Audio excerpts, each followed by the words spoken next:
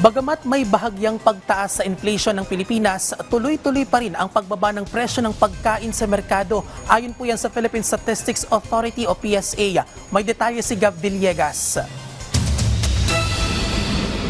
Bahagyang tumaas ang inflation o bilis ng pagtaas ng presyo ng bilihin nitong Hunyo. Pero ayon sa projection ng Philippine Statistics Authority, inaasahang magtutuloy-tuloy ang pagbaba ng presyo ng pagkain hanggang sa katapusan ng taon. Dahil yan sa iba't ibang hakbang ng gobyerno na utos ni Pangulong Ferdinand R. Marcos Jr. para maibsan ang mga paghihirap ng mga mamamayan. Kasama sa mga programa, ang Benteng Bigas Meron na program.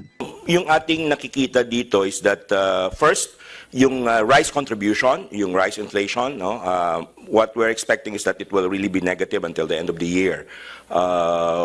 So malaki yung weight kasi ng bigas doon sa ating inflation basket. So that is actually on the good news side. Sumipa ang presyo ng produktong petrolyo dahil sa gulo sa Middle East. Pero nagpatupad ang Department of Energy ng mga intervention para hindi maramdaman ng mga motorista ang bigat ng presyo. Gawa ng pautay-utay na oil price hike at pagbibigay ng discounts ng oil companies sa mga PUV. Yung oil price hike, yung ano yun, pumapasok doon sa price ng gasoline at diesel, ang una niyang pinapasukan talaga yung transport basket natin, no? So ito yung price ng oil at other related products, including yung ating mga pamasahe. So itong transport kasi, medyo substantial yung weight niya sa ating inflation basket, 9%.